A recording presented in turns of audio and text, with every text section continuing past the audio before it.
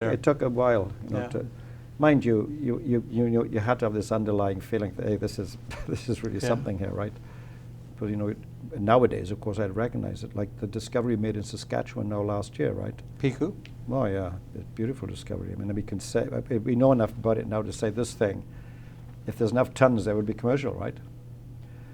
And so there's a criticism of Piku that it's small, and then they got to find something as far around as it. we know, we don't know how big it is, right? Whether it's a dike or a cell or a small pipe or whatever it is, right?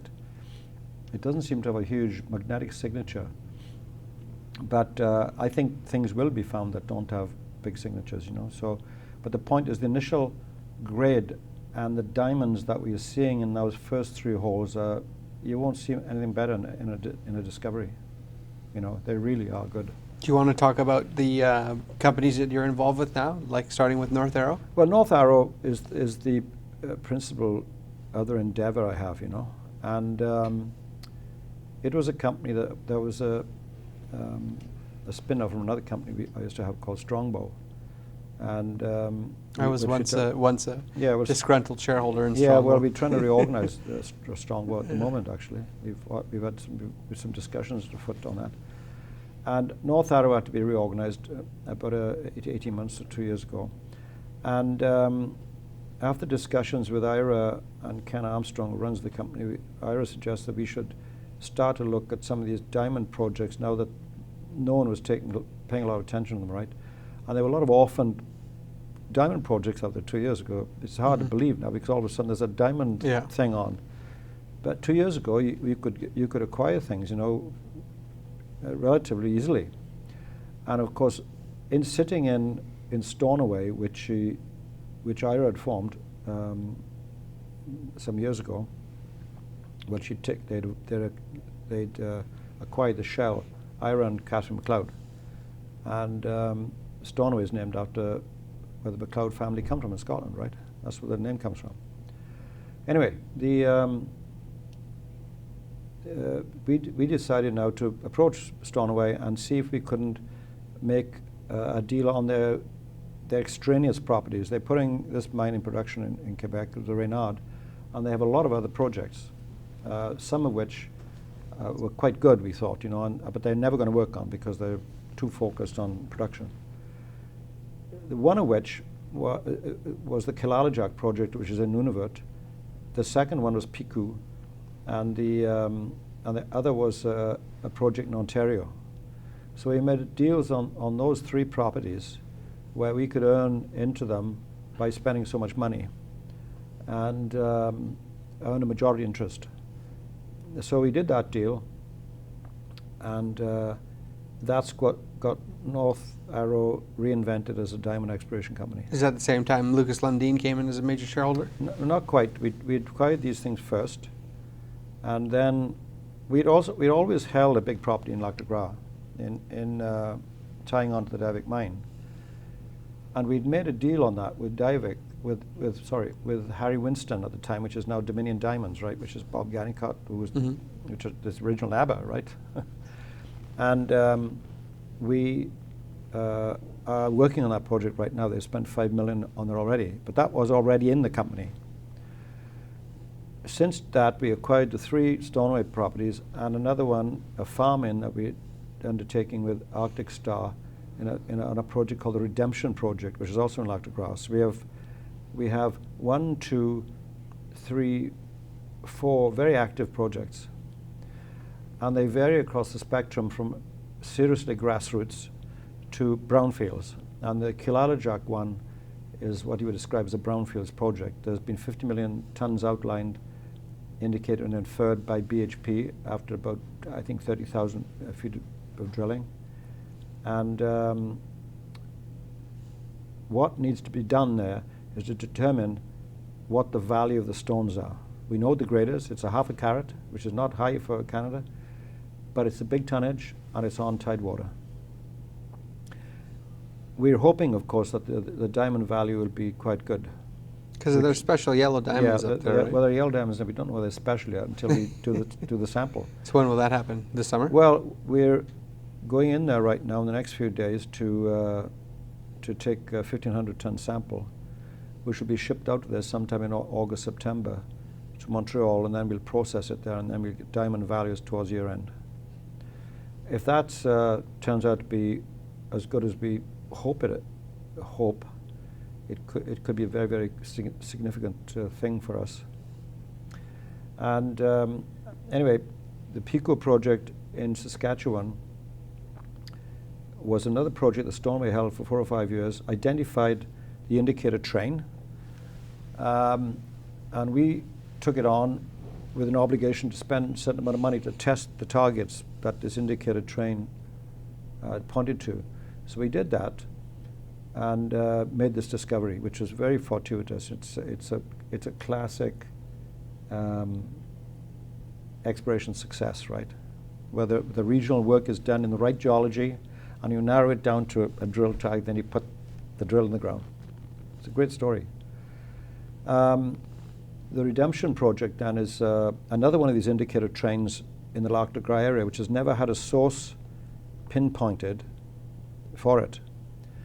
And we think, after exhaustive work by several companies, so we took it on because we thought, well, maybe we can be successful. So we've spent a lot of time on it, and we've identified what we think could be the source. So everyone's anxious now to see what's going to happen. So those are the 3 main projects in the portfolio. Yeah. What do you think? I mean, I guess the, I don't even know how to pronounce it, but the Khalilajak. Khalilajak is the most advanced. Yeah, well, the important thing is to see what's in the sample. So that's a potential. That's potentially a company maker. Yeah. Like right now. What about Piku? Well, Piku is, but you know, it's challenged with tonnage so far, right? What we have to do now is to go in there and start drilling it again, looking for outlining the size of this deposit and finding other targets, which we've been in there all summer so far, taking till samples to try and outline new targets, which should be, which is completed now. This stuff will go to the lab, and we get the results in about a month. So you're happy with the trading in the stock? Yeah, it's okay. I mean, it's a bit odd, you know. I mean, we get these odd things going on. Now there's millions of shares traded the last few days for some reason. We're still not sure, like, from whence it came. Yeah. But we did some private placements with Lucas and other people. You know, when Ira persuaded Lucas to get involved in the diamond business, because it didn't take a lot of difficulty for him to make a decision to go into North Arrow because of the success of Lucara, which is the Botswana diamond company, which Ira was instrumental in. She's on the board of, I think. Yeah, and helped with finding that project, right? And suggested, I think, that he take it. And so he's ventured into the diamond business and been very successful at it, like right from the start. Which, you know, typical Lundy. That's Lucas, right? Yeah. So, I mean, Lucara is an outstanding diamond company. Yeah. And I'm hoping, of course, we can do something similar with North Arrow here. So you're involved on the board of Dalradian, which That's is, right. Some people are saying, a for sure gold mine in the making in Ireland. That's right.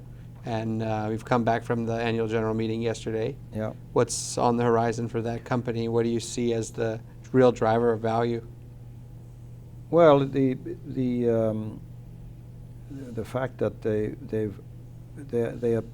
we've inferred and indicated now maybe 3 million ounces or more. The issue there now is to raise enough money to get to pre-feasibility or to get to a feasibility. And what needs to be done is we need to raise enough money to do an underground program to take a large enough sample for mill tests. And the tests so far look very good. We get very good recoveries. But we need to raise money, as most of these companies do, to get at that stage, which I think we will succeed in doing. And good backers financially on that company, too. Yes, there are. And there's a lot of interest in it. Mm-hmm. And Ireland's turning out to be not a bad place to work. You know, we're very pleased with where things are going there. Tell me about Westhaven now. So this is by far the lowest market cap company that you're involved with. Yeah, that's right. Well, it's a company my son and I started some a year or two ago because he wanted to get wet his feet in the exploration business. So because he had friends wanted to put money into it and help him with it. So we created this company, and we cast about for things to do. And we did small financing. Of course, our timing was terrible because the market was very badly beaten up when we started.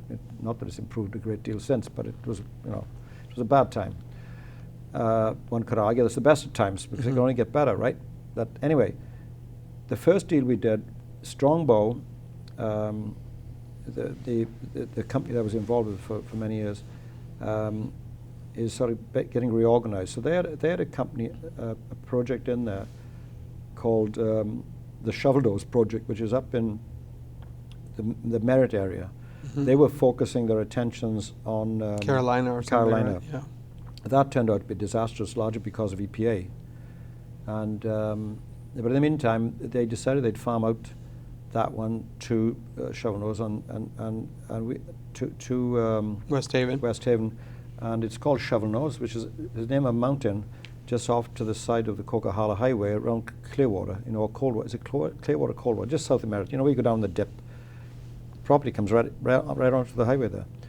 So it's very well located, and it's got a lot of very interesting gold showings that Strongbow discovered, grassroots prospecting 7 or 8 years ago. They followed up regional geochem streams, and found these showings. And we've started drilling it in a very cautious way right now because we've never been flush with money, but we're poking along with it, and we've got enough encouragement that we're going to carry on drilling there, and we think we'll make some sort of new discovery. But if we made a new discovery, it's just not good enough yet. Is it gold or? No, it's gold, and it's not nickel. No, this is a different story. That's Shovelnose, right? That's a gold story. Now, also in the company is a company called the Ben. Yeah, the Ben project, which is extremely interesting situation. We put this property in there because we were accumulating gold properties, and we made a deal with a prospector geologist to acquire this. And one of the obligations we had in the option deal was to do some drilling, because he had a notion that if he drilled beneath these geochem anomalies he had in this very highly altered sedimentary volcanic terrain, that we would have better gold values. Having looked at the project, I wasn't particularly convinced of that, but however we had to drill some holes, which is because the reason he did the deal. So we thought, well, rather than drill it blind or based on geology, we'll do some geophysics. So we did some IP in the hope that we might see some sulfides or some signature that would give us some encouragement to drill in that area or give us a better target in that area. While we had the IP crew there, we decided, well, we should run some IP lines over geochem anomalies to the south, which is about 4 kilometers away. There's no outcrop, so we had no idea what was there. So we ran one line across this anomalous gold area, and came up with a nice looking IP anomaly. So we thought, wow, that's interesting. So anyway, when we decided now we have to drill this target to satisfy our obligations, so we drilled 2 holes where the original gold, where the prospector thought we should, and then we put 1 hole on the anomaly to the south. And of course, when we got the analytical numbers back, the hole in the south turned out to have 70 meters of about 0.31 nickel, totally unexpectedly.